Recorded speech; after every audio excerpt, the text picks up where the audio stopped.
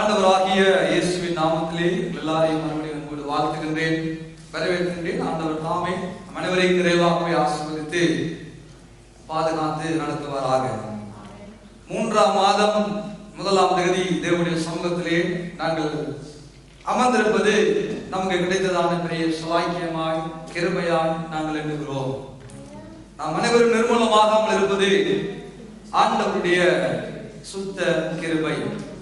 கிருபையை நினைத்து தேவ சமூகத்தில் இருக்கும்படியான சலாக்கியத்தை பாக்கியத்தை பெற்றவர்களாக நாங்கள் வாழ்ந்து கொண்டிருக்கிறோம் என்பாளர்களே. இன்றைக்கு இந்த 3ஆம் மாதம் 1ஆம் நாளில இஸ்ரவேல் ஜனங்களுடைய வாழ்க்கையில நடந்த ஒரு சம்பவத்தை நாங்கள் இன்றைக்கு கற்றுக்கொண்டு ஆண்டவர் இன்றைய நமக்கு அந்த சம்பவத்தின் ஊடாக நமக்கு என்ன சொல்ல வருகிறார் என்று பார்த்து நம்முடைய வாழ்க்கையில தேவையான விஷயங்களை நாம் பெற்றுக்கொள்ள கற்றுக்கொள்ள கர்த்தருடைய ஆவியானவர் நம் அனைவருக்கும் ஒரு அனுக்கிரகத்தை ஏற்படுத்துவாராக.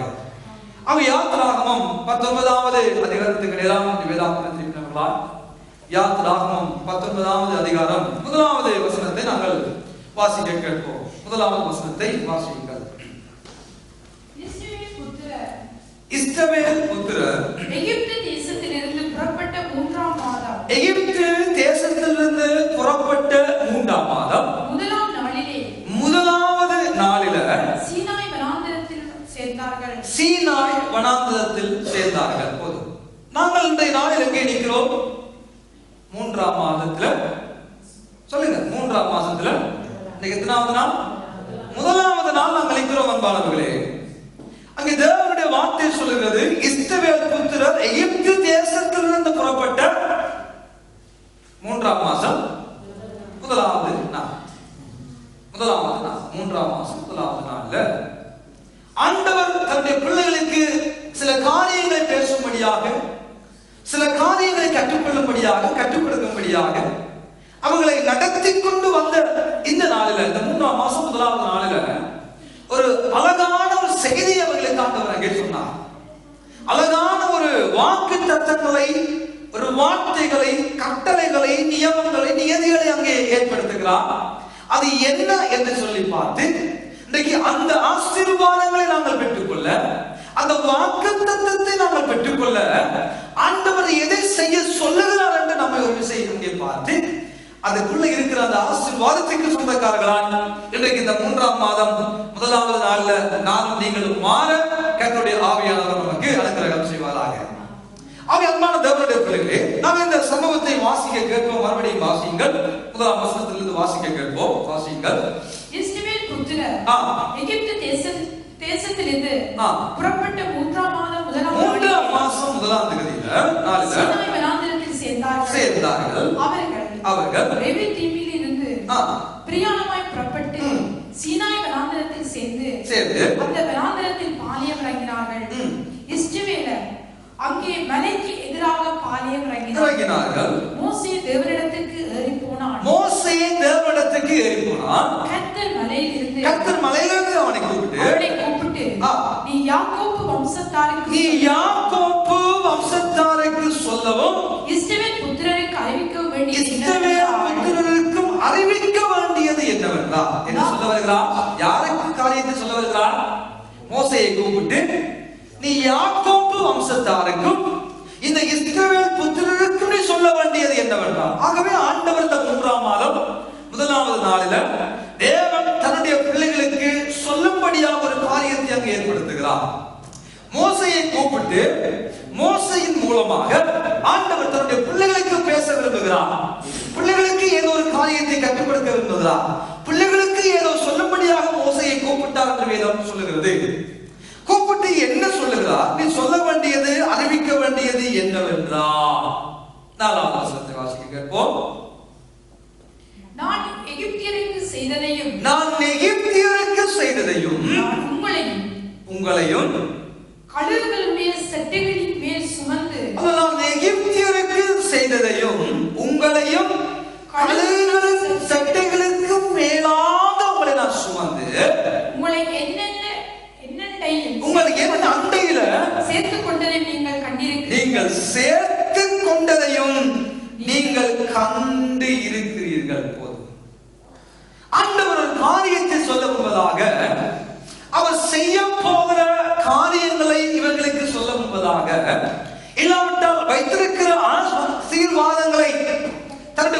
பிள்ளைகளுக்கு ஆண்டவர் சொல்ல முன்பதாக அவர் 2 காரியத்தை அங்கே சொல்ல விரும்புகிறார்.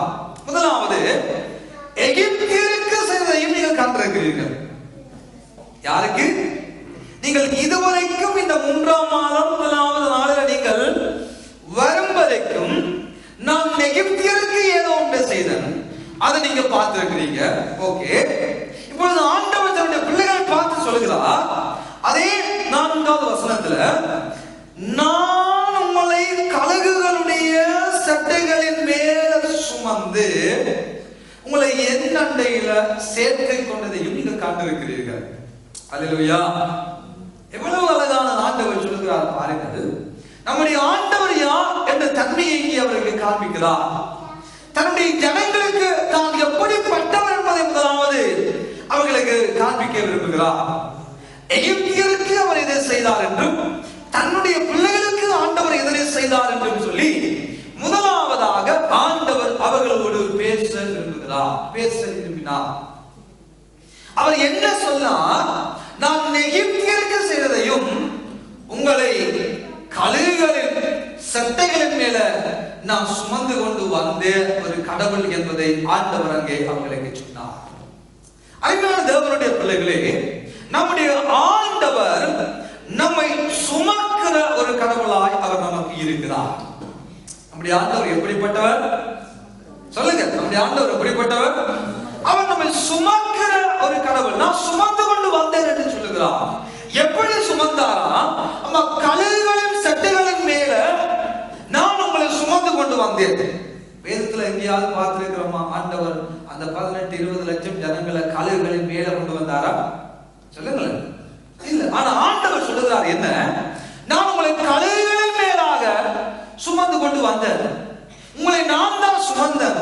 உங்களுக்கு ஆபத்துகள் நேரிட்டது, துன்பங்கள் நேரிட்டது, எத்தனையோ விதமான மனிதர்கள் உங்களுக்கு விரோதமாக எழுப்பினார்கள், கூட இருந்தவர்கள் குளிபறிக்க வலிக்கிட்டார்கள், எத்தனை போராட்டங்களை சந்தித்தீர்கள், எத்தனை கடல்களை சந்தித்தீர்கள், செங்கடலை பார்த்தீர்கள், ஏத்திமை பார்த்தீர்கள், ஆகாஷ் செங்குனை பார்த்தீர்கள். எல்லா சூழ்நிலைகளிலும் நான் உங்களை சுமந்தேன் என்று ஆண்டவர் சொல்லுகிறார். இன்றைக்கு நம்முடைய ஆண்டவரும் கடந்த வாரங்கள் முழுவதும், நாட்கள் முழுவதும், மாதங்கள் முழுவதும் நம்மை சுமக்கிற ஒரு கடவுளாய் அவர் நம்முடைய வாழ்க்கையில இருக்கிறார் என்பதுதான் உண்மை. எனக்கு அருமையானவர்களே, ஒவ்வொரு நாளும் நாம் எதிர்நோக்கிற சவால்களா இருக்கட்டும், சமூகத்துல எதிர்நோக்கிற சவால்களா இருக்கட்டும், குடும்பத்துல எதிர்நோக்கிற சவால்களா இருக்கட்டும், வேலை ஸ்தலங்களில் எதிர்நோக்கிற சவால்களா இருக்கட்டும், நம்முடைய ஆண்டவர் நம்மை சுமக்கிற ஒரு கடவுளாய் நம்மோடு இருக்கிறார் என்பதை நாம் முதலாவது ஞாபகத்தில் வைத்துக் கொள்ள வேண்டும். அவர் நம்மை சுமந்தபடியினால் இன்றைக்கு இந்த காலை பொழுதுல அவரை ஆராதிக்கவும், சமூகத்துக்குள்ள வரவும், ஆலயத்துக்குள்ள இருக்கவும், தேவ சத்தத்தை கேட்கும்படியான கிருபையை பெற்றுக்கொள்ளவும் காரணம் ஆண்டவர் நம்மை சுமந்தார். எத்தனை பேர் சொல்ல முடியும்? என் ஆண்டவர் என்னை சுமக்கிறார். எத்தனை பேர் சொல்ல முடியும்? குடும்பத்தை என் ஆண்டவர் சுமக்கிறார். வேதம் சொல்லுகிறது, அவர் கழுகுகளின் மேல, கழுகுகளின் சட்டைகளின் மேலே வைத்து நம்மை அவர் சுமக்கிறார்.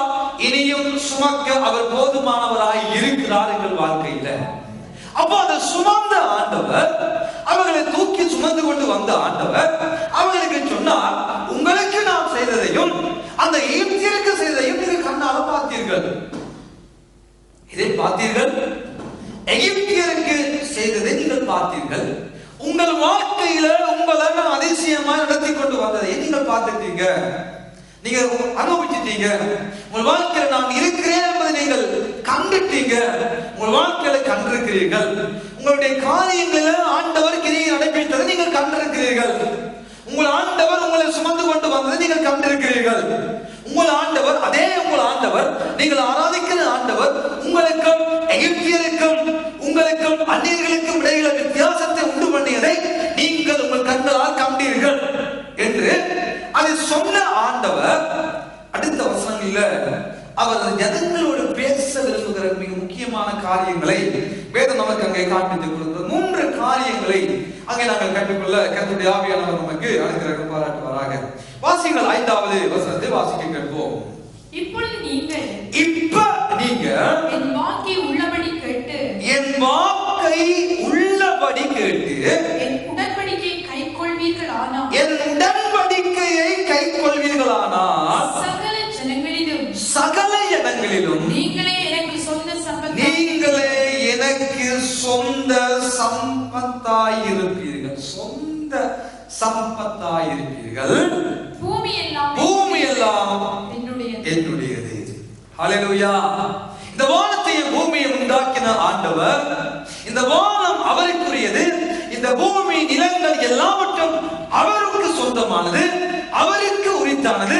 நாங்கள் வாங்குகிற காணி, நாங்கள் வாங்கின காணி, நம்முடைய சொந்த நிலங்கள் என்று நாம் சொல்வது எல்லாமே அது அவருக்கு சொந்தமானது.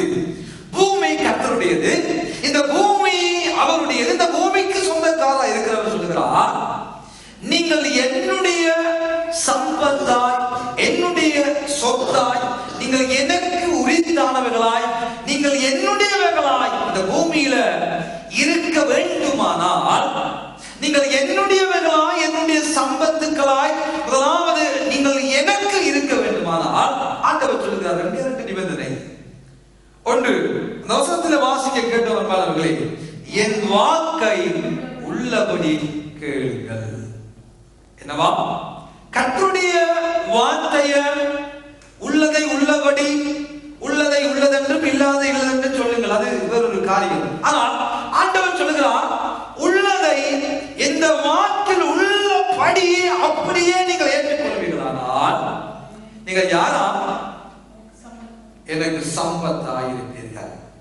ஆனால் பல தடவைகள் அன்பான தேவனுடைய பிள்ளைகளே, ஆரம்பத்தில் நாங்கள் பார்த்தீர்களானால் எங்கள் வாழ்க்கையில நாங்கள் ரட்சிக்கப்பட்ட ஆரம்ப காலங்களில வார்த்தைய அப்படியே ஆண்டவர் எங்களுக்கு பேசுகிறார், அது ஆண்டவர் எங்களுக்கு சொல்லுகிற வாக்குத்தத்தம் என்று சொல்லி அந்த வாக்குத்தத்தத்தை பிடித்துக் கொண்டவர்களால் நாங்கள் ஜெபம் பண்ணி இருப்போம். வேதத்தை வாசிக்கிற பொழுது நாங்கள் அப்படித்தான் ஜெபம் பண்ணுவோம். அந்த வாக்குத்தத்தம் அது எனக்குரியது, இந்த வார்த்தை அது எனக்குரியது, ஆண்டவர் என்னோடு பேசுகிறார், இது என்னுடைய வார்த்தை, என் ஆண்டவர் எனக்கு தந்த வார்த்தை, என்னோடு பேசுகிறார் என்று அந்த வார்த்தையை பிடித்துக் கொண்டு நாங்கள் ஆரம்ப நாட்களில் நாங்கள் ஜெபம் பண்ணி உபவாசம் பண்ணி அந்த வாக்குத்தத்தம் பிடித்துக் கொள்வது வளமை.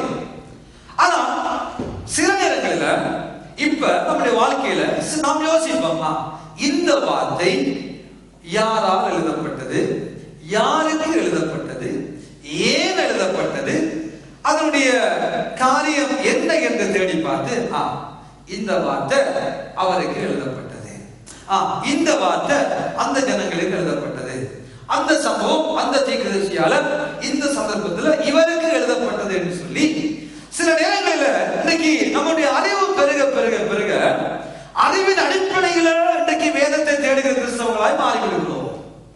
ஆனால் ஒரு காலத்துல ஆரம்பத்துல அந்த வார்த்தை எனக்குரியது என்று பிடித்து ஜெபம் பண்ணி ஆண்டவரிடமிருந்து நன்மைகளை பெற்றுக்கொள்ள வேண்டும் என்று இருந்த வைராக்கியம், விசுவாசம், ஆசை, அந்த அவா இன்னைக்கு குறைவடைந்து போயிருக்கிற ஒரு சூழல்ல கிறிஸ்தவம் ஓடிக்கொண்டிருக்கிறது.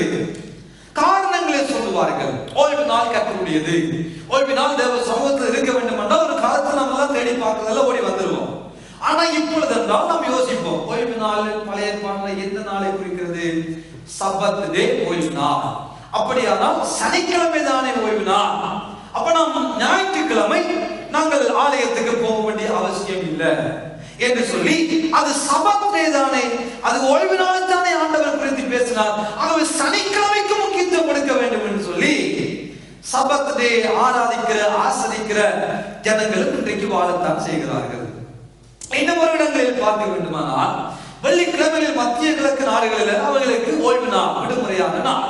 அன்றைக்கு அந்த ஜனங்கள் வெள்ளிக்கிழமையில் ஆண்டவரை ஆராதிக்கிறார்கள். ஆனா சபத்தை பிடித்துக் கொண்டவர்கள் இல்லை இல்லை, வெள்ளிக்கிழமை ஆராதிப்பது போல ஆராதிக்க கூடாது, நாம் சனிக்கிழமை தான் ஆண்டவரை ஆராதிக்க வேண்டும் என்று சொல்லி சனிக்கிழமைக்கு முக்கியத்துவம் கொடுப்பார்கள். அன்று எல்லா வார்த்தைக்குள்ளும் தேவத்துவம் திருத்துவம் அடங்கி இருக்கிறது சொல்லி தேவ வார்த்தையை தேவ வாக்காக பெற்றுக்கொண்ட ஜனம் இன்றைக்கு தேவ வாக்கை இது யார் பேசியது, இது எவருக்கு பேசியது, எந்த சந்தர்ப்பத்தில் பேசியது, அப்படியானால் இது அவருக்கு பேசப்பட்டது என்று சொல்லி ஒதுக்கி வைக்கிற ஒரு நிலைமை வந்திருக்கிறபடினால் ஆண்டவர் சொல்லுகிறார், தேவ வார்த்தையை உள்ளபடியே ஏற்றுக்கொள்ளுங்க. என்ன சொல்லுகிறார் ஆண்டவர்? என் வாக்கை உள்ளபடியே ஏற்றுக்கொள்ளுங்க, என் வாக்கை உள்ளபடி ஏற்றுக்கொள்கிற நீங்கள் யாரா? என்னுடைய சம்பத்தாய் இருப்பீர்கள். எவ்வளவு அழகான காரியத்தை ஆண்டவர் சொல்ல விரும்புகிறார். தன்னுடைய வார்த்தை பெறுமதியானது. ஆண்டவருடைய வார்த்தை, இந்த வானம் அழிந்து போகும், அம்மா பூமி அழிந்து போகும், வானங்கள் மனமளவென்று அகன்று போய்விடும், எல்லாம் இல்லாமல் போய்விடும்.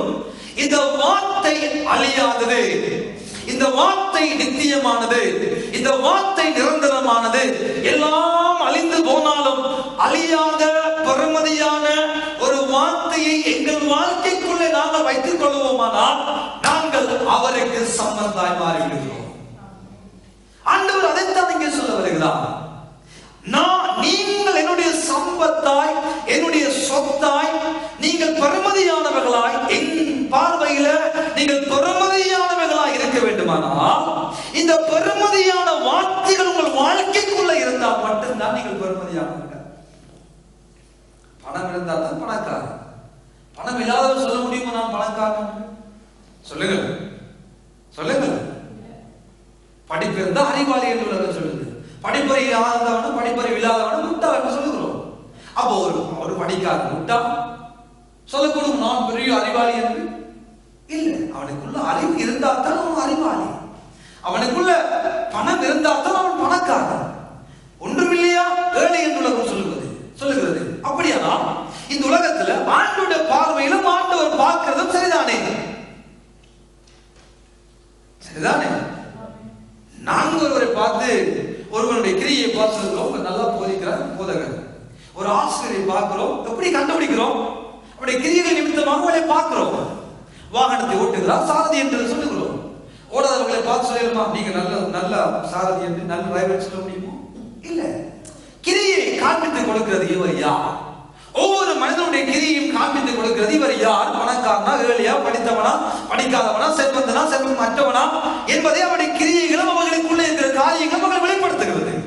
அப்ப ஆண்டவர் சொல்லுகிறார், என்னுடைய வார்த்தைய உள்ளபடி அப்படியே ஏற்றுக்கொள்கிறவர்கள், என் வார்த்தை, இந்த பெறுமதியான வார்த்தையை யாருடைய வாழ்க்கைக்குள்ளே என் பெறுமதியான வார்த்தைகள் இருக்கிறதோ அவர்கள் எனக்கு சம்பத்தாய் இருப்பார்கள். என் வார்த்தையை ஏற்றுக்கொள்கிறவர்கள் இந்த 3ஆம் மாதத்துல 1வது நாளில இன்றைக்கு பெறுமதியானவர்களாய், ஆண்டவருடைய பார்வையில ஆண்டவருக்கு சம்பத்தாய், ஆண்டவருக்கு சொத்துக்களாய் நானும் நீங்களும் மாற வேண்டும் என்று ஆண்டவர் விரும்புகிறார். அவருக்கு சொத்தாய், அவருக்கு ஒரு சம்பத்தாய், அவருடைய பார்வையில பெறுமதியானவர்களாய் நானும் நீங்களும் இருக்க வேண்டுமானால் பெறுமதியான தேவனுடைய வார்த்தை நமக்குள்ள இருக்கிற பொழுதுதான் நானும் நீங்களும் பெறுமதியானவர்களை தவிர வார்த்தை இல்லாம சும்மா பேரளவுல நான் கிறிஸ்தவன், நான் 15 வருஷமா சபைக்கு போறேன், நானும் இந்த அல்லேலூயா கூட்டத்தான் தான், நானும் கிறிஸ்தவன் தான் என்று சொல்லிக் கொண்டிருப்போமானால் நாங்கள் ஆண்டவருடைய சம்பத்தும் இல்ல, ஆண்டவருடைய பார்வையில பெறுமதியானவர்களும் இல்ல, நாம் ஆண்டவருடைய சம்பத்தாய் மாறவே முடியாது. ஆண்டவர் நமக்கு சொல்லுகிற மிக முக்கியமான காரியம், ஜனங்களை பார்த்து சொல்லுகிறார், நீ சொல்லு மோசே, சொல்லு ஜனங்களுக்கு சொல்லு, என் வார்த்தையை வைத்து இது சரியா, இது பிழையா, இது யாருக்கு சொல்லப்பட்டது, இது அவருக்கு சொல்லப்பட்டது, இது இவருக்கு சொல்லப்பட்டது தட்டி கழிக்காம, இது என் வாக்கு, இது கடவுளுடைய வார்த்தை, அந்த கடவுளுடைய வார்த்தையை உள்ளபடி அவன் ஏற்றுக்கொள்கிறானோ அவர்கள் தான் என்னுடைய சம்பத்தாய் இருப்பார்கள். இந்த காலை வேளையில ஆண்டவர் நமக்கு அழகான காரியங்களை சொல்லுகிறார். நாம் பெரிய விலைக்கிரியை கொடுத்து நாம் ஒன்றும் செய்ய வேண்டிய அவசியம் இல்லை.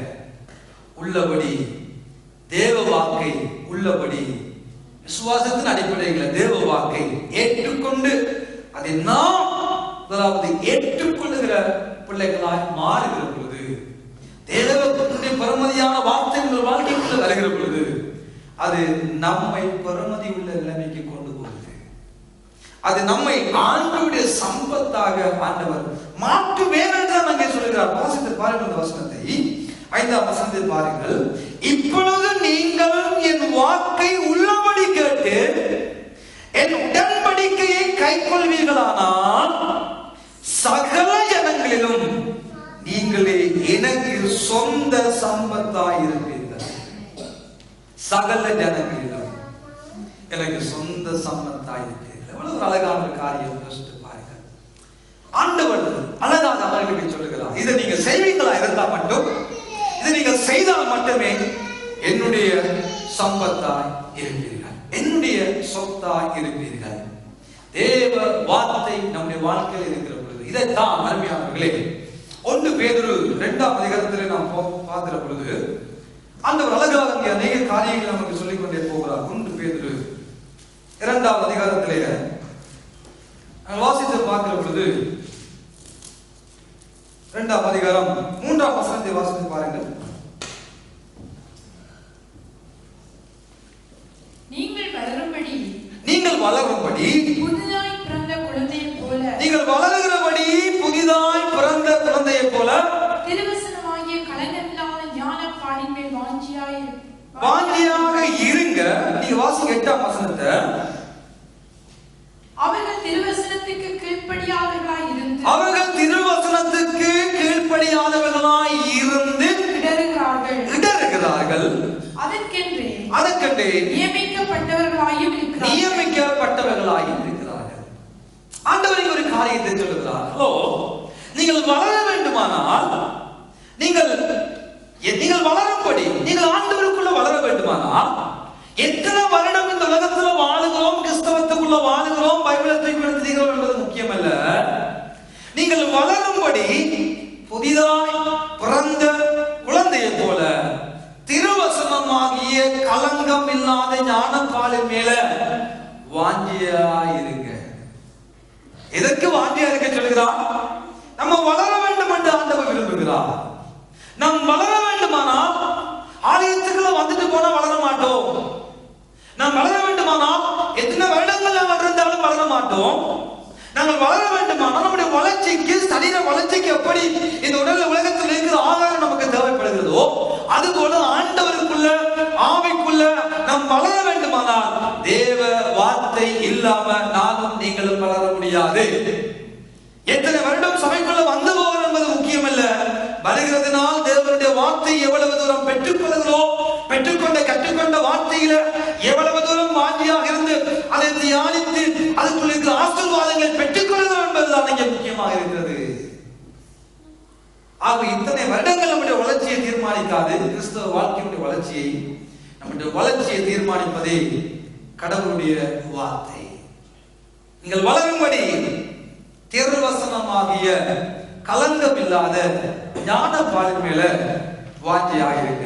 ஆனா 8ஆம் வசனம் சொல்கிறது, அவர்கள் கீழ்ப்படியாதவர்களாயிருந்து, தேவனுடைய வார்த்தைக்கு கீழ்ப்படியாதவர்களாய் இருக்கிறபடினால இடறுகிறார்கள். இந்த கலைஞருடைய இடர்களுக்கு காரணம் என்ன? இந்த கலைஞர் தேவனை விட்டு தூரமாக போவதற்கு காரணம் என்ன? தேவ சமூகத்தை விட்டு தூர போவதற்கு காரணம் என்ன? இடறி போவதற்கு காரணம் என்ன? தேவ வார்த்தையை உள்ளபடி தனக்கென்று, தன் குடும்பத்துக்கென்று, தன் பிள்ளைக்கென்று, இது ஆண்டவருடைய வார்த்தை, ஆண்டவர் எனக்கு பேசுகிறார் என்ற உணர்வு இல்லாமல் போகிறவன் இடறி போகிறார். இதுதான் காரணம். சபையை குற்றம் சாட்டுவார்கள், விசுவாசிகளை குற்றம் சாட்டுவார்கள், மூப்பரை குற்றம் சாட்டுவார்கள், ஊழியக்காரனை குற்றம் சாட்டுவார்கள், போதகரை குற்றம் சாட்டுவார்கள். இல்லை, இடறுவதற்கு காரணம், தேவ அன்பை விட்டு தூர போவதற்கு காரணம், தேவனை விட்டு தூர போவதற்கு காரணம், தேவ சமூகத்தை விட்டு தூர போவதற்கு காரணம், தேவ வார்த்தைக்கு யார் யார் கீழ்ப்படியாதவர்களாய் இருக்கிறார்களோ அவர்கள் இடறுகிறார்கள். அதற்கு என்றே நியமிக்கப்பட்டவர்களாயும் இருக்கிறார்கள் என்று என் வார்த்தை சொல்கிறது. ஆண்டவர் சொல்கிறார், நீ என் வாழ்க்கை உள்ளபடி ஏற்றுக்கொள்ளப்பா, இடறி போக மாட்டேன். என் உடன்படிக்கை நீ கை கொள்ளுவாயானால், என் வார்த்தையை கை கொள்ளுவாயானால் நீ இடறி போக மாட்ட. நீ இடறுவதற்கு காரணம் என்ன? நீ பின்வாங்கி போவதற்கு காரணம் என்ன? நீ சோர்ந்து போகிறதுக்கு காரணம் என்ன? வார்த்தையை பார்க்கலும், கடவுளுடைய வார்த்தையை பார்க்கலும் மனுஷ வார்த்தைக்கு முக்கியத்துவம். கடவுளுடைய வார்த்தையை பார்க்கலும் ஆலயத்துக்கு வந்தவர்களுடைய வாழ்க்கைக்கு முக்கியத்துவம், போதகனின் வார்த்தைக்கு முக்கியத்துவம், மூப்பனின் வாழ்க்கைக்கு முக்கியத்துவம், அந்த மனுஷனின் வார்த்தைக்கு முக்கியத்துவம், இந்த மனுஷனுடைய வார்த்தைக்கு முக்கியத்துவம் கொடுத்தவர்கள் தான் அந்த இடறி போய்விடுகிறார்கள். ஆண்டவர் தெளிவாய் சொல்கிறார், தேவ வார்த்தைக்கு கீழ்ப்படியாதவன் இடறி போவான். அது யாரா இருந்தாலும் சரி, நாமா இருந்தாலும் நீங்களா இருந்தாலும் தேவ வார்த்தையை விட எந்த வாக்குக்கு எந்த வார்த்தைக்கு நாங்கள் முக்கியத்துவம் கொடுக்கிறோம் என்று நம்மை நாம் நிதானித்து பார்க்க வேண்டும். நான் ஆண்டவருடைய சொத்தாய் இருக்க அழைக்கப்பட்டவன். நான் ஆண்டவருடைய சம்பத்தாய் அவருடைய பாதுகாப்புல அவருடைய பராமரிப்புல இருக்கும்படியாக நான் அழைக்கப்பட்டிருக்கிறேன். ஏனென்றால் பெருமதியான சொத்துக்களை கண்ட இடங்களில் நாங்கள் போட மாட்டோம். யோசித்து பாருங்க, இதெல்லாம் நம்முடைய சொத்துக்கள் இங்க அநேகமானவருடைய சொத்துக்கள் எங்க இருக்குது? லோக்கர்ல வச்சிருக்கிறோம், பேங்க்ல வச்சிருக்கிறோம், வீட்டுல வச்சுட்டா வந்திருக்கிறோம் இல்ல. பெருமதியான சொத்துக்கள் அடிக்கடி பாதுகாக்கப்படும், பார்க்கப்படும். அது சரியா இருக்குதா என்று அடிக்கடி அதை பார்த்துக் கொள்வோம், அதுக்கு முக்கியத்துவம் கொடுப்போம். அதே போலதான் தேவ வார்த்தைக்கு எவர்கள் முக்கியத்துவம் கொடுத்து உலகத்தில் வாழ்கிறார்களோ அவர்களை ஆண்டவர் பாதுகாப்பார். அவர்களுக்கு தெய்வீகமான பாதுகாப்பு இருந்தே தீரும். ஏனென்றால் அவர்களுக்குள்ள கடவுளுடைய வார்த்தை இருக்கிறபடியால் ஆண்டவர் அவர்களை பொத்தி பொத்தி பாதுகாப்பார். லொக்கர்ல வச்சு பொருட்களை எப்படி பாதுகாக்கிறாங்க அதே போல நாம் விசுவாசிக்கிற நம்மையும் அவர் பாதுகாப்பார். என்றால் நாம் அவருடைய சம்பத்தாய் மாறுகிற பொழுது சம்பத்துக்கு அவர் முக்கியத்துவம் கொடுப்பார். இலகு சம்பத்தாய் மாறுவது நம்மெல்லாம் உடறி போக முடிய அழைக்கப்பட்டவர்கள் அல்ல. எதையும் கர்த்தருடைய வார்த்தையோடு ஒப்பிட்டு பார்க்க பழகிக் கொள்ள வேண்டும். நான் வார்த்தையின்படி வாழுகிறேனா, வார்த்தையின்படி தீர்மானிக்கிறேனா, நான் செய்வது எதன் அடிப்படையிலே கர்த்தருடைய வார்த்தையை உள்ளபடி அப்படியே ஏற்றுக்கொண்டு உடன்படிக்கை கைக்கொள்ளும்படியாக அழைக்கப்பட்ட தலைப்பில் உறுதியா இருந்து வாழ்கிறேனா, இல்லாவிட்டால் போதகன்ற கதையையும் போதகர் சொல்லுகிற ஆலோசனையையும் நடத்துகிறவர்கள் சொல்லுகிற ஆலோசனைகளையும் மேய்கிறவர்கள் சொல்லுகிற ஆலோசனைகளையும் எடுத்து அந்த வார்த்தைகளை தேவ வாக்கா மாத்திவிடக் கூடாது. தேவ வார்த்தைக்கு முக்கியத்துவம், தேவ வாக்குக்கு தான் முக்கியத்துவமா இருக்க வேண்டும் நம்முடைய வாழ்க்கையில. அதை எவன் சொன்னாலும் பரவாயில்லை, அது எல்லாவற்றையும் பார்க்கலும் தேவ வாக்குக்கு நான் முக்கியத்துவம் கொடுத்திருக்கிறேனா, அவ்வளவுதான். நான் தேவ வாக்கை உள்ளபடி ஏற்றுக்கொண்டிருக்கிறேனா, நான் தேவ வாக்கை மதிக்கிறேனா, தேவ வார்த்தையின் மேல நான் வாக்கியா இருக்கிறேனா, கலங்கம் இல்லாத ஞானப்பாலின் மேல திருவசனமாகிய கலங்கம் இல்லாத ஞானப்பாலின் மேல என்னோட வாஞ்சி இருக்கிறதா? அந்த வாஞ்சி இருந்தா தான் அது நம்ம வளர்க்கும். அந்த வாஞ்சி இருந்தா தான் நாங்க வளரும்படி அது நமக்கு உதவி செய்யும். அந்த வாஞ்ச, அந்த வார்த்தை நமக்குள்ள வர வர வர வர வர வர அது நம்ம வளர்த்து கொண்டே போகும். அது வளர்க்க வளர்க்க வளர்க்க அந்த வார்த்தைக்குள்ள வளர வளர வளர நாங்கள் தேவனுடைய சம்பத்தாய் மாறுகிறோம் என்ற ஒரு நல்ல செய்தி ஆண்டவர் அவர்களுக்கு அன்றைக்கு சொன்னார். 3ஆம் மாதம் 1ஆம் நாளில தேவன் ஜனங்களோடு அழகாய் பேசினார். என் வாக்குக்கு நீங்கள் உள்ளபடி அதை நீங்க கடைபிடிப்பீங்களா இருந்தால் அதை சரிகளை பார்த்து அது சரியா பிள்ளையான்னு பார்த்து அதுல அவிசுவாசம் இல்லாம இந்த வார்த்தையில விசுவாசம் உள்ளவர்களாய் அதை அப்படியே ஏற்றுக்கொண்டு நீங்க வாழ்க்கலானா நீங்க தான் சகல ஜனங்களை பார்க்கலாம் என் சம்பத்து. இரண்டாவதாக ஆண்டவர் அவர்களை பார்த்து சொன்ன வார்த்தையை பாருங்கள். வாசிங்க அடுத்த வசனத்தை, 6வது வசனத்தை வாசிங்கள். யாத்திராகமம் 19ஆம் அதிகாரம் 6வது வசனம். நீங்கள் எனக்கு ஆசாரிய ராஜ்யமும் பரிசுத்த ஜாதியுமாய் இருப்பீர்கள் என்று நீ இஸ்ரவேல் புத்திரரோடே சொல்ல வேண்டிய வார்த்தைகள் என்றார். எவ்வளவு அழகான வார்த்தையை சொல்லுகிறார். என்ன சொல்லுகிறார்? இரண்டாவதாக என் சொந்த சம்பத்தா நீங்க இருப்பீர்கள் சொன்ன ஆண்டவர் இங்க சொல்லுகிறார், நீங்கள் எனக்கு ஆசாரியர் ராஜ்யமாய் இருப்பீர்கள். ஆசாரியர் தான் ஐயா அழகா பாடுகிறார். ஆசாரியர்களாக லேவியராக ஆண்டவர் நம்மை அழைத்தார் என்று சொல்லி இதைத்தான் 1 பேதுரு 2:9 நாங்கள் அடிக்கடி வாசித்து தியானிக்கிற ஒரு வார்த்தை என்ன? நீங்களோ உங்களை அந்த காலத்திலிருந்து ஆச்சரியமான ஒளிக்கு வர அழைத்தவருடைய புண்ணியங்களை அறிவிக்கும்படிக்கு தெரிந்து கொள்ளப்பட்டவர்கள் ஆசாரியர்களாய் ஆண்டவர் நம்மை அழைத்தார் என்று வேதம் சொல்லுகிறது. ஆண்டவர் நம்ம மேல வைத்ததான ஒரு பெரிய அழைப்பு என்ன? நம்ம எல்லாரையும் ஆண்டவர் அந்த காலத்திலிருந்து ஆச்சரியமான அவருடைய ஒளிக்கு நம்மை கொண்டு வந்தது. கழுகுகளின் மேல வைத்து, சட்டைகளின் மேல வைத்து தன் ஜனங்களை அவர் சுமந்து கொண்டு வந்ததின் பிரதான நோக்கம், அவர்களை தன் அண்டையில கொண்டு வந்ததின் பிரதான நோக்கம், அவர்களை ஆசாரியர்களாய் பார்க்கும்படியாக. அவருடைய பிள்ளைகளே, ஆண்டவர்களை ஆசாரியர்களாய் இன்றைக்கு இந்த காலை பொழுதுல ஆண்டவர் நம்மை சுமந்ததின் நோக்கம், நம்மை அழைத்ததின் நோக்கம், நம்மை தெரிந்து கொண்டதின் நோக்கம், அந்த காலத்திலிருந்து நம்மை வெளியே கொண்டு வந்ததின் பிரதான நோக்கம், அவருடைய சொந்த சம்பத்தாய் நம்மை வைத்திருப்பது மாத்திரமல்ல, அவருக்கு ஆசாரியர்களாய் அவருக்கு ஊழியங்களை செய்யும்படியாக நாங்கள் அனைவரும் அழைக்கப்பட்டிருக்கிறோம் என்ற செய்தியை ஆண்டவரை ஜனங்கள் சொல்கிறார். நீங்கள் என் வார்த்தைக்கு கீழ்ப்படிந்து என் உடன்படிக்கையை கைக்கொள்வீர்களா, நீங்கள் எனக்கு ஆசாரிய சாம்ராஜ்யமாய் ராஜ்யமாய் நீங்கள் இருப்பீர்கள். எவ்வளவு அழகான ஆண்டவர் நமக்கு உண்டு, எவ்வளவு அழகான தெய்வம் நமக்கு உண்டு. அருமையானவர்களே, நானும் நீங்களும் அழைக்கப்பட்டது ஆண்டவருக்கு ஆசாரியத்துவத்தை செய்ய, ஆண்டவருடைய ராஜ்யத்தின் பணிவிடைக்காக, அவருடைய ராஜ்யத்தின் சேவைக்காக, அவருடைய ராஜ்யத்தின் தேவைக்காக நானும் நீங்களும் அழைக்கப்பட்டோம், தெரிந்து கொள்ளப்பட்டோம், அபிஷேகிக்கப்பட்டோம் என்ற காரியத்தினை இங்கே ஆண்டவர் மறுபடியுமாக வலியுறுத்த ஜனங்களுக்கு விரும்பினார், அவர்களுக்கு சொல்ல விரும்பினார், அவர்களுக்கு தெரியப்படுத்த விரும்பினார். யாரை ஆண்டவர் அழைத்தார், யாரை ஆசாரிய சாம்ராஜ்யமாக மாற்றும்படியாக ஆண்டவர் அங்கே அழைக்கிறார். ஒரு திறந்த ஒரு பெரிய அறைகூவலை அங்கே விடுகிறார். என்ன அந்த அறைகூவல்? என் வாழ்க்கை உள்ளபடி கேட்டுக் கொள்கிறவர்களோ, என் வாழ்க்கை என் உடன்படிக்கையை கைக்கொள்கிறவர்கள் எவர்களோ அவர்களின் சொந்த சம்பத்தா இருப்பார்கள்.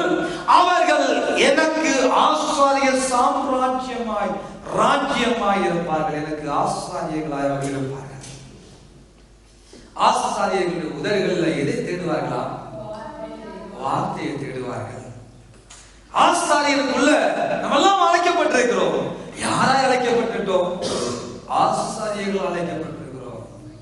நல்ல அழைப்பு நம்ம எல்லாருக்கும். எல்லாரும் ஆசாரிய பணி. சில மதங்களில குறிப்பிட்டவர்கள் மட்டும்தான் ஆசாரிய காரியங்களை செய்ய முடியும். ஆனா நம்ம எல்லாருமே ஆலயத்துக்குள்ள ஆசாரிய பணியை, ஆசாரியத்துவத்தை நிறைவேற்றும்படியாகவும் செய்யும்படியாக அழைக்கப்பட்டிருக்கிறோம். ஆனால் எவனுடைய வாயில என்ன இருக்குது என்று நமக்கு தான் தெரியும். நம்முடைய வாழ்க்கையில, நம்முடைய வாழ்வில நம்ம வாயத்துல தான் என்ன வரும் என்று நமக்கு நல்லா தெரியும். கோபம் படுகிற நேரம் சொல்லுவாங்க, இந்த வாய கிளறாத, கிண்டாதன்னு சொல்லிட்டு, வாயை கிண்டாத. அப்போ ஆசாரியுடைய வாய்க்குள்ள எது வரும்? வாயை கிண்டினா சொல்லுங்கள. ஆண்டவர் விரும்புகிறார் ஆசாரியர்கள் உடனே அறிவை காக்க வேண்டும். உங்களுடைய வாயில வந்து கர்த்தருடைய வார்த்தை தான் நடுவார்கள். அப்போ ஆசாரியர் நாங்கள் ஆசாரியர், நீங்கள் எல்லாருமே ஆசாரியர்கள். நம்முடைய ஆசாரியர்களாய் இருக்கிற நாங்க எங்க வாயில வார்த்தையை, நம்ம வாயில கர்த்தருடைய வார்த்தை நம்முடைய வாய்க்குள்ள இருக்கணும், வார்த்தைகள் இருக்கணும். அப்ப எத்தனை பேர், எத்தனை வசனங்களை நீங்கள் சொல்லக்கூடும் என்று கேட்டா உங்களுக்கு தெரியும். நான் இத்தனை ஆண்டுகளாக ஆலயத்துக்குள்ள இருக்கிறேன், ஆண்டவரை ஆராதிக்கிறேன், ஊழியர் செய்கிறேன், எத்தனை ஆண்டுகளா இருக்கிறேன். ஆனால் நமக்கு தெரியும் நாங்கள் எத்தனை வசனங்களை பாடமாக்கி இருக்கிறோம். வாயை திறந்தா எத்தனை வசனங்கள் நமக்கு தெரியும். ஒரு ஜெபிக்க சொன்ன அந்த ஜெபத்துக்குள்ள எத்தனை வார்த்தை, வாக்குத்தத்தமான வார்த்தைகளை வைத்து ஜெபிக்கிறோம் என்று ஒரு சாதாரண ஜெபத்தின் அடிப்படையில் நாங்கள் புரிந்து கொள்ளக்கூடும். ஒரு ஜெபம் காட்டி கொடுத்து விடும், இவர் ஆண்டவரோடு இருக்கிறாரா, கடவுளுடைய வார்த்தை இந்த மனிதனுக்குள் இருக்கிறதா, வார்த்தையின் படி அந்த ஜெபம் இருக்கிறதா. ஒரு சாதாரண ஜெபம் காண்பித்து கொடுத்து விடும் நாம யார் என்பதை. எத்தனை வசனங்களை நாங்கள் ஞாபகமாக்கி பாடமாக்கி நமக்குள்ள வைத்திருக்கிறோம் என்று நமக்கு தெரியும் வடிவாக. ஆனால் பல வருட விசுவாசிகள், ஊழியக்காரர்கள் பல வருடமா இந்த ஊழியம் செய்கிறோம். ஆனா எத்தனை 31,173 வார்த்தைகள் பரிசுத்த வேதாகமத்தில் இருக்கிறது. அந்த 31,173 வார்த்தைகளில் எத்தனை பைபிள் வசனத்தை நான் பாடமாக்கி இருக்கிறேன் என்ற கேள்வியை நானே கேட்டு பார்த்தா நமக்கு தெரியும் நாங்கள் எங்க நிற்கிறோம் என்று. இதுல இருக்கிற உங்களை நான் கேட்பேனா, ஒரு 50 வசனம் என்றாலும் பார்க்காம நான் சொல்லுவேன் என்று உங்களை கேட்டா சில பேர் கையை வைத்துவீங்க, சில சில பேர் கை வைக்க மாட்டீங்கன்னு நல்லா தெரியும். அப்ப உயர்த்தாம இருக்கிறார்கள் எல்லாம் அவமானப்படுத்துவது நோக்கம் இல்லை. நம்மை பார்த்து பைபிள் சொல்லுது நம்ம ஆசாரியர். பக்கத்துக்கு ஆகலப்பா சொல்லுங்க, பிரதர் நீங்க ஒரு ஆசாரியர். பைபிள் எல்லாம் பக்கத்துக்கு ஆகலப்பா சொல்லுங்க, நீங்கள் ஒரு ஆசாரியர்.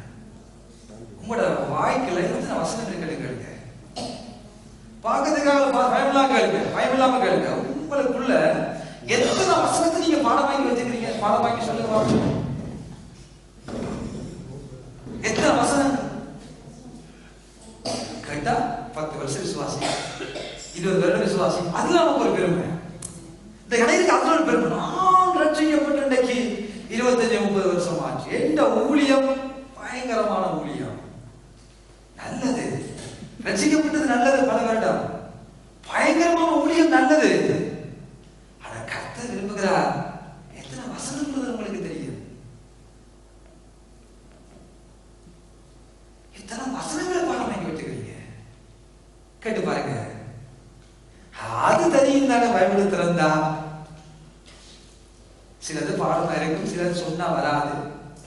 அதற்காகத்தான் நாங்கள் கடந்த வருடம் சில இந்த வசனங்களை பாடமாக்கி ஒரு வருஷத்துல ஒரு 50 வசனம் மட்டும் பிள்ளைகள் பாடமாக்கட்டும் ஆரம்பிச்சோம். அது பார்த்தா கண்ட பாட்டுக்கு எழுப்பி எங்களை கேட்கிறபடினால கொஞ்சம் கஷ்டமா இருக்கு பாஸ்டர்ட்டாங்க. சரி, ஓகே, ஏன் கஷ்டப்படுத்துவான் சபைக்கு ஆண்டவர் ஆராதிக்க வார பிள்ளைகளை ஏன் கஷ்டப்படுத்துவான் என்று சரி இருக்கு. நீங்களும் ஆண்டவர் பார்த்துக் கொள்ளுங்க. பாடமாக்கினா உங்களுக்கு நல்ல, பாடமாக்காட்டியும் அது உங்களோட பாடு, நீங்களும் ஆண்டவரும் பார்த்துக் கொள்ளுங்க. சண்டே ஸ்கூல் பிள்ளைகளை படித்துக் கொண்டு மறந்துட்டேன். சண்டே ஸ்கூல் பிள்ளைகளை படிச்சு அவைகளை முன்னுக்கு விட்டு வசனங்களை கேட்கிறது ஒவ்வொரு மாசம். சரி, பெரியாக்களை கஷ்டப்படுத்தாட்டி பரவாயில்ல, சீனாக்கள் வாரம் நான் விட மாட்டேன். எல்லாரையும் முன்னுக்கு வந்து எல்லாரும் வசனங்களை பிள்ளைகள் சொல்ல வேண்டும், சொல்லுவார்கள். ஆமென், சொல்லுவார்கள். அவை ஆஸ்தானிகள் அழைக்கப்பட்ட எங்களுடைய வாழ்க்கையில எவ்வளவு தூரம் ஓடுறோம்ன்றது முக்கியம் இல்ல, எவ்வளவு ஒரு ஊழியத்தை செய்யணும்ன்றது முக்கியம் இல்ல, எவ்வளவு ஒரு போதிக்கணும்ன்றது முக்கியம் இல்ல, எவ்வளவு தூரம் பானைக்குள்ள இருக்குது. பானைக்குள்ள இருந்தா தானே அகப்பையில வரும். எவ்வளவு தூரம் நமக்குள்ள அந்த கர்த்தருடைய வார்த்தை இருக்குது. ஆண்டவர் சொல்றார், நீங்கள் ஆசாரியர்களால் அழைக்கப்பட்டிருக்கிறீர்கள். நீங்கள் கர்த்தருடைய வார்த்தை உள்ளபடியே ஏற்றுக்கொண்டு நீங்கள் அவருடைய உடன்படிக்கையை கைக்கொள்வீர்களானால் நீங்கள் ஆசாரிய ராஜ்யமாயிருப்பீர்கள். இந்த காலை பொழுது ஆண்டவர் நம்ம எல்லாரையும் அழைத்ததின் பிரதானமான நோக்கம் ஆசாரிய ராஜ்யமாய் ஆண்டவர் அழைத்திருக்கிறார். ஆசாரியர்களாய் அழைக்கப்பட்டு நானும் நீங்களும் செய்ய வேண்டிய முதலாவது கடமையே, முதலாவது காரியமே ஆண்டவருடைய வார்த்தையை உள்ளபடி ஏற்றுக்கொள்வோம். ஆண்டவருடைய வார்த்தை உடன்படிக்கை பிடித்துக் கொண்டவர்களாய், வாக்கு திட்டங்களை பிடித்துக் கொண்டவர்களாய், ஆண்டவர் உம்முடைய வாக்கு திட்டங்கள் ஆபிரகாம் சந்ததியாகிய ஆவிக்குரிய ஆபிரகாம் சந்ததியாகிய என் வாழ்க்கைக்குள்ள அந்த வாக்கு திட்டம் ஆம் என்றும் ஆமென் என்றும் இயேசு கிறிஸ்துவின் மூலம் உண்டாக்கப்பட்டபடிதான் என் வாழ்க்கைக்குள்ள உம்முடைய வார்த்தைகள் இருக்கிற பொழுதுதான் நான் ஒரு ஆசாரியர். ஆண்டவரே, என் வாழ்க்கைக்குள்ள அந்த வார்த்தைகள் இல்லாவிட்டால் நான் ஒரு ஆசாரியத்துக்கு தகுதி இல்லாதவர். என்னால் ஒரு ராஜ்யத்தை கட்ட முடியாது. அழைப்பு நல்லது, அபிஷேகம் நல்லது, ஆனா என் வாழ்க்கைக்குள்ள உடைய வார்த்தை இல்லை அல்லவோ. வார்த்தை இல்லாவிட்டால் நான் ஒரு ஆசாரியர் இல்லை. ஆண்டவரே, நான் ஒரு ஆசாரியர் இல்லை. என் வாழ்க்கை உள்ளபடி நீங்கள் கேட்டு என் உடன்படிக்கையை கைக்கொள்வீர்களானால் மட்டும்தான் நான் உங்களை ஆசாரியர்களாக அழைக்கிறேன் என்று ஆண்டவர் சொல்கிறார். தன் ஜனங்களோடு பேசுகிறார். நம்மை அழைத்த அந்த விதத்தை அந்த பேதுரு தன் நிருபத்தில் எழுதுகிறவர்கள் சொல்கிறார், நாம் எல்லாம் அழைக்கப்பட்டது நோக்கமே ஆசாரியர்களாய் தானப்பா அழைக்கப்பட்டிருக்கிறோம். ஆசாரியர்களாய் நானும் நீங்களும் நம்முடைய வாழ்க்கையில, தனிப்பட்ட வாழ்க்கையில, குடும்ப வாழ்க்கையில எவ்வளவு தூரம் அழைக்கப்பட்ட அழைப்பை உறுதிப்படுத்திக் கொண்டவர்களாய், அவருடைய ஆசாரியத்துவத்துக்கு அழைக்கப்பட்ட தேவனுடைய பிள்ளைகளாக நானும் நீங்களும் எவ்வளவு தூரம் அவருக்கு நாம் ஊழியம் செய்கிறோம், எவ்வளவு தூரம் அவரை கனப்படுத்துகிறோம், எவ்வளவு தூரம் தேவ ராஜ்யத்தை கட்டுகிறோம் என்று நம்மை நாம் சிந்தித்து பார்த்தாலும் நமக்கு தெரியும். நான் ஆசாரியனா பூசாரியனா? எல்லாருக்கும் அழைப்பு உண்டு அருமையானவர்களே.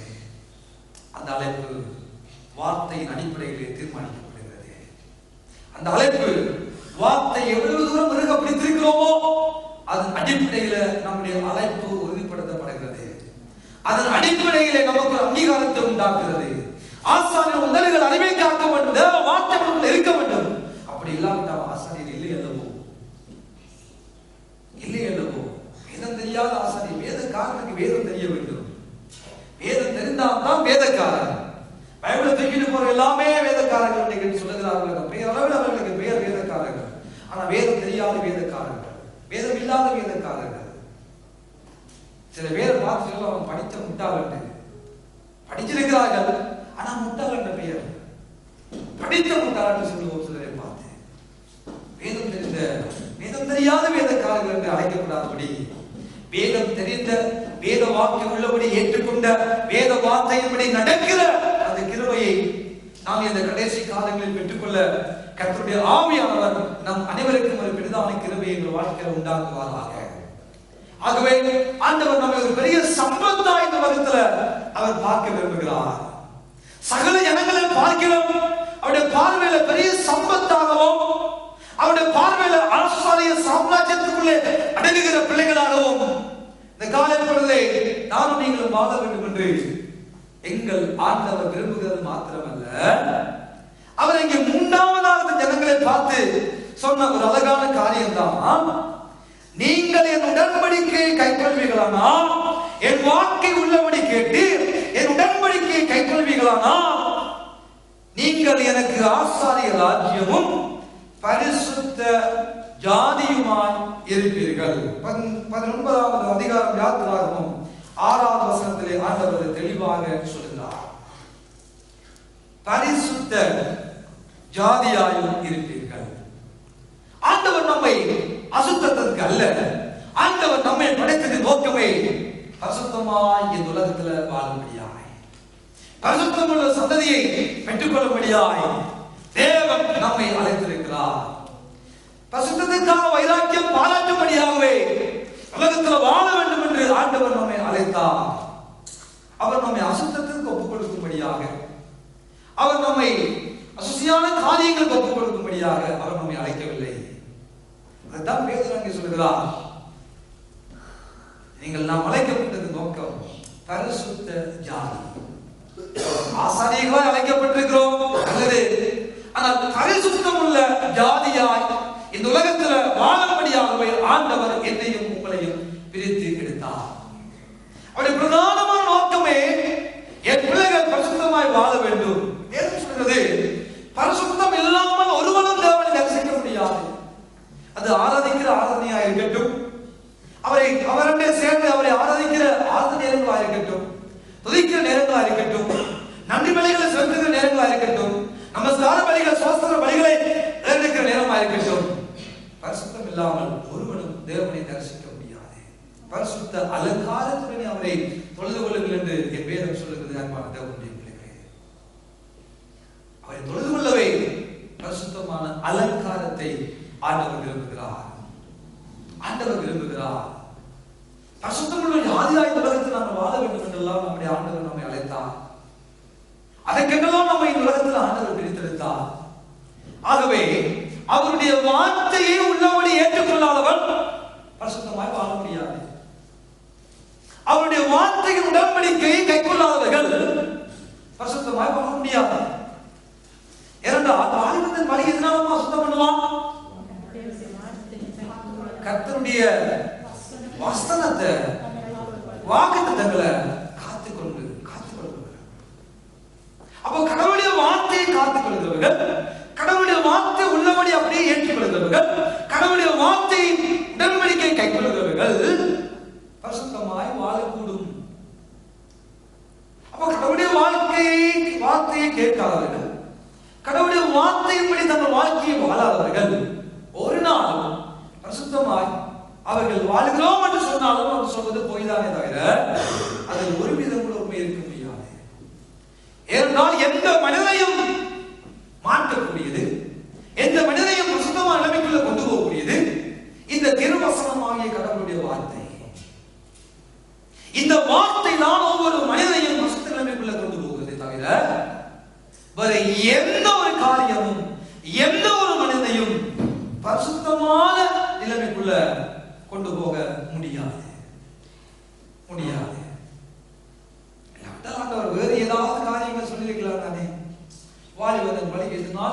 கொள்ள வேண்டும். 40 நாள் உபவாசம் இருக்கிறபடினா, அல்லது 30 நாள் உபவாசம் இருக்கிறபடினா, அல்லது ஒரே இடைவிடாமல் ஜெபம் பண்றபடினா, ஒரு மனிதன் தன்னுடைய வார்த்தையை சுத்தமாய் தன் வழியை சுத்தம் பண்ண கூடும் என்று ஆண்டவர் சொல்லியிருக்க கூடும் அல்லவோ? ஒவ்வொரு மனிதனுடைய வாழ்க்கையும், ஒவ்வொரு மனிதனுடைய வாழ்க்கையினுடைய பரிசுத்தமான நிலைமையை தீர்மானிக்கிறதே இந்த பரிசுத்த வேதாகமம். கடவுளுடைய வாக்கு, கடவுளுடைய உடன்படிக்கை, கடவுளுடைய வார்த்தை தீர்மானிக்கிறது. இவங்க அவர்களுடைய பரிசுத்தமான நிலைமையான வாழ்க்கையை வேதம் தான் தீர்மானிக்கிறது. ஆண்டவர் சொல்லுகிறார் ஜனங்களை பார்த்து, நீங்கள் என்னுடைய அழகாக சொல்லுகிறார் பாருங்க, நீங்கள் எனக்கு ஆசாரியர் ராஜ்யமும் நீங்கள் எனக்கு பரிசுத்த ஜாதியுமாய் இருப்பீர்கள். இருப்பீர்கள், இருக்கிறார்கள் என்று சொல்லவில்லை, இருப்பீர்கள். இதை செய்தால் இருப்பீர்கள், பரிசுத்த ஜாதியாக இருப்பீர்கள். கர்த்தருடைய வாக்கு உள்ளபடி கேட்டால் மட்டும்தான் பரிசுத்த ஜாதியாக இருப்பீர்கள். கடவுளுடைய வார்த்தையினுடைய உடன்படிக்கை கைக்கொண்டால் மாத்திரம்தான் நீங்கள் இருப்பீர்களே தவிர, நான் பரிசுத்தவான் அறிக்கிறதால எந்த ஒரு காரியம் நடக்க போவதில்லை, எந்த ஒரு மாற்றம் நடக்க போவதில்லை. பலர் சொல்லுவார், நான் பரிசுத்தவான், நான் நீதிமான், நான் உத்தமன், நான் சன்மார்க்கன், நான் தேவனுக்கு பயந்தவன் என்று நாம் சொல்லுகிற வார்த்தைகள் அல்ல நம்மை கொண்டு போய் நிறுத்த போகிறது. கடவுளுடைய வார்த்தை தான் அது தீர்மானிக்கிறது. நாம் பரிசுத்தவானா பரிசுத்தம் இல்லாதவனா? அதைத்தான் பவுலடியார் கொண்டு இருக்கிறது. சொல்லுகிறார், இருளுக்கு ஒளிக்கும் சம்பந்தமே இல்லப்பா. இருளுக்கு ஒளிக்கும் சம்பந்தம் ஏது? சுத்தத்துக்கு அசுத்தத்துக்கு சம்பந்தம் ஏது? நீதிக்கு சம்பந்தம் ஏது? அழகாக எழுதுகிறார் கொண்டிருக்கிறது நிறுவனத்தில் பவுலடியார். கிறிஸ்தவன் அந்நிய நிலத்தோடு பிணைக்கப்படாத குறித்து பேசுகிற பொழுது மிகவும் அணித்தனமாக பவுலங்க சொல்ல வருகிறார். நீ அசுத்தத்துக்கு அல்ல அசுத்தத்துக்கு அழைக்கப்பட்டிருக்கிறாய், அநீதிக்கு அல்ல நீதிக்கு அழைக்கப்பட்டிருக்கிறாய், இருளுக்கு அல்ல ஒளிக்கு அழைக்கப்பட்டிருக்கிறாய். வார்த்தைக்கு கீழ்ப்படிகிறவனாக இருப்பாயானால், கொரிந்தியரை பார்த்து பவுல் பேசுகிறார், நீ வார்த்தைக்கு கீழ்ப்படிவாயானால், நீ வார்த்தையை அப்படியே தேவ வாக்காக ஏற்றுக்கொள்வாயானால், உன் வாழ்க்கைக்குள்ள இருள் வராதே, உன் வாழ்க்கைக்குள்ள அநீதி வராதே, உன் வாழ்க்கைக்குள்ள அசுசி வராதே. காரணம், கடவுளுடைய வாக்கையை தள்ளி வைத்து விட்டார்கள், கடவுளுடைய வார்த்தைக்கு புறம்பாக செயல்படுகிறார்கள், கடவுளுடைய வார்த்தைக்கு முரணாக செயல்படுகிறபடினால் பவுல் தெளிவாய் அங்கே அவர்களோடு பேசுகிறார்.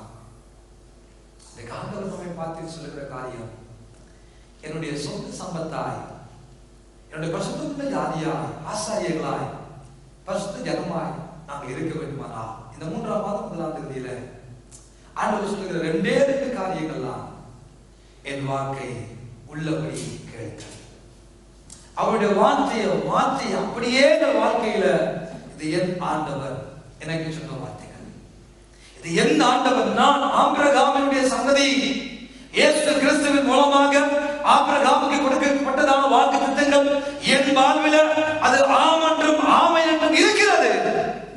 இது ஆண்டவர் எனக்கு சொன்ன வார்த்தைகள், இது ஆண்டவர் எனக்கு இட்டதான உடன்படிக்கை, இது ஆண்டவர் என்னோடு செய்ததான உடன்படிக்கை.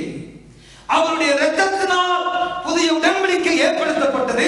அந்த புதிய உடன்படிக்கைக்கு சொந்தக்காரன் இந்த பூமியில வாழும்படியாக அழைக்கப்பட்டிருக்கிறபடியால் அவர் உடன்படிக்கையை நான் கைக்கொள்கிற பொழுது மாத்திரம்தான் அவர் சொல்லுகிற ஆசீர்வாதத்துக்கு நான் உடன்படுவேனே தவிர, இது எல்லாத்தையும் தள்ளி வைத்து விட்டு, அவருடைய நிபந்தனைகளை தள்ளி வைத்து விட்டு, அவர் சொல்லுகிற கட்டளைகளை தள்ளி வைத்து விட்டு எனக்கு ஆசீர்வாதம் தான் வேண்டும் என்று நிற்போமானால் ஒரு நாள் அதை எங்கள் வாழ்க்கையில் அனுபவித்துக் கொள்ளவே முடியாது. தேவனுடைய பிள்ளைகளே, ஒரு நாள் அனுபவித்துக் கொள்ள முடியாது, ஒரு நாள் பெற்றுக் கொள்ளவே முடியாது. நாங்கள் ஆசாரியர்கள், நாங்கள் பரிசுத்த ஜாதியாக இந்த பூமியில வாழ்வழியாக அழைக்கப்பட்டிருக்கிறோம். அவருக்கு சொந்த சம்பத்தாய் இந்த உலகத்தில் வாழ்வழியாக நாங்கள் அழைக்கப்பட்டிருக்கிறோம். அந்த அழைப்பை நாங்கள் பெற்றுக்கொள்ள, அந்த ஆசீர்வாதங்களை பெற்றுக்கொள்ள, அந்த நன்மைகளை நாங்கள் பெற்றுக்கொள்ள, அந்த வாக்குத்தத்தமான நல்ல வார்த்தைகள் வாக்கியங்களை பெற்றுக்கொள்ள வேண்டுமானால் வாக்க ஆண்டவர் என்னோடு பேசுகிறார், எனக்கு ஆண்டவர் சொல்லுகிறார், இந்த வார்த்தை எனக்கு ஆண்டவர் சொல்லுகிறார். என் வாழ்க்கையில பிழை இருந்தா நான் கடவுளுடைய வார்த்தையின் அடிப்படையில என்னை திருத்திக் கொண்டு நான் வாழ வேண்டும். அப்படி வாழ்ந்தால் தான் அந்த ஆசீர்வாதம் எனக்கு வரும் என்று உணர்வோடு கடவுளுடைய வார்த்தையை நாங்க வாசிப்போம், கடவுளுடைய வார்த்தையை நாங்க நேசிப்போம், கடவுளுடைய வார்த்தையை நாங்கள் தியானிப்போம். அன்பான தேவனுடைய பிள்ளைகளே, 3ஆம் மாதம் 1வது நாளில ஆண்டவர் அன்னைக்கு மலைக்கு முன்பதாக இந்த வனாந்திரத்தில் வைத்த மோசேயை கூப்பிட்டு சொன்ன வார்த்தைகளை எங்களுடைய பிள்ளைகளாய் வாழ்கிற என்னையும் உங்களையும் பார்த்து இந்த 3ஆம் மாதம் 1ஆம் நாளில ஆண்டவர் நம்மை பார்த்து சொல்கிறார், நீங்கள் எனக்கு சொந்த சம்பத்தாய் இருப்பீர்கள், நீங்கள் எனக்கு பரிசுத்த ஜாதியாய் இருப்பீர்கள், நீங்கள் எனக்கு ஆசாரியர்களாய் இருப்பீர்கள். எப்பொழுது இருப்போம்? அந்த வாக்கை உள்ளபடி கேட்போம். உடன்படிக்கையின்படி உடன்படிக்கையை கை கொண்டு இந்த பூமியில நாம் நீங்களும் வாழுகிற பொழுது அது 3 ஆசீர்வாதங்களும் எங்கள் வாழ்க்கையில, குடும்ப வாழ்க்கையில, எங்கள் சபை வாழ்க்கையில ஆண்டவர் அந்த ஆசீர்வாதங்களுக்கு எங்களை சொந்தக்காரராய் மாற்றுவார். ஆமென், ஆமென், ஆமென். நீங்கள் உங்களை அந்த காலத்தில் நின்று ஆச்சரியமான ஒளியிடத்துக்கு வரவழைக்கக்கூடிய புண்ணியங்களை அறிவிக்கும்படிக்கு நாமெல்லாம் தெரிந்து கொள்ளப்பட்ட சந்ததி, ஆசாரிய கூட்டம், பரிசுத்தமான ஜாதி. என்ன ஒன்று சேர்த்துக் கொள்வோம், நான் அவருக்கு உரிய ஒரு சம்பத்து. ஆமென். நான் அவருக்கு உரித்தானவர், நான் அவருடைய பார்வையில வருமதியானவர், நான் அவருக்கு உரித்தானவர், நான் அவருடைய சம்பத்து. ஆகவே நான் இப்படித்தான் வாழ வேண்டும் என்று வருகிறது. ஆண்டவர் பேசின அந்த வார்த்தைகளை எங்கள் வாழ்க்கைக்குள்ள உருவாக்கி அவருடைய கட்டளைகளையும் அவருடைய நியமங்களையும் கடைபிடித்து வாழ்ந்து ஆசீர்வாதங்களை பெற்றுக் கொள்வோமாக. ஆண்டவர் தாம் நம் அனைவரையும் இந்த 3ஆம் மாதம் 1வது நாளில எங்கள் அனைவரையும் நிறைவாகவே ஆசீர்வதித்து பாதுகாத்து